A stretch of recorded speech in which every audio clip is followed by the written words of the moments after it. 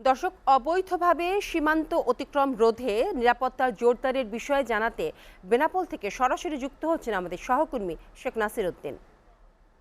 নাসির, সীমান্তে নিরাপত্তার সার্বিক পরিস্থিতি কেমন সেটা আমাদেরকে জানাবেন। জি, ধন্যবাদ আপনাকে। আসলে আপনি যেটা বলছিলেন, আজকে সকালবেলা 12টার দিকে বেনাপোল পোর্ট থানায় বিজিবির সিও অর্থাৎ লেফটেন্যান্ট কর্নেল সিওর স্থানীয়ভাবে সমন্বয় একটি মিটিং হয়েছে। এখানে পুলিশের এসপি, ওসি এবং পুলিশের কর্মকর্তারা ছিলেন, স্থানীয় নেতৃবৃন্দ ছিলেন। এখানে শান্তি সম্প্রীতি কিভাবে চলবে, আইন শৃঙ্খলা স্বাভাবিক রাখার জন্য তারা আসলে কাজটি করেছেন।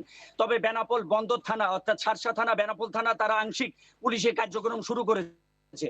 আমার পাশে এখন আছেন পুলিশের নাভারন সার্কেলের এসপি নিশাত আল নাইহান। তিনি কি বলেন তার কাছ থেকে শোনা যাক। জি, সালাতুন। বর্তমানে আমাদের ৩টি থানা, আমি একটু নোট করতে চাই যে ৫ তারিখে যে সহিংসতা হয়, এই সহিংসতা আমার ৩টি থানায় একেবারেই কোনো ক্ষতিগ্রস্ত হয়নি।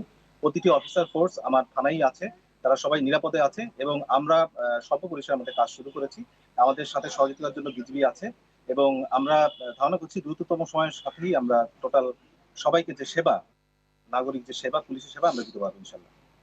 হ্যাঁ, আপনি শুনলেন। তবে এখানে বিজিবি বন্দর এলাকা এবং থানা এলাকা এবং এই দক্ষিণ পশ্চিম অঞ্চলের যে হরিদাস ঠাকুরের আশ্রম পাটবাড়ি, এখানে পুলিশ বিজিবি তারা বন্দর বিভিন্ন জায়গায় তারা দায়িত্ব পালন করছে এবং টহল দিচ্ছে। এবং বিশেষ করে বন্দর এলাকা, শার্শা থানা, বেনাপোল থানা এবং এই হরিদাস ঠাকুরের পাটবাড়ি, বিভিন্ন ধর্ম হিন্দু সম্প্রদায়দের উপাসনালয়, এখানে তারা দায়িত্ব পালন করছে বলে যেটা সর্বশেষ জানা গেছে।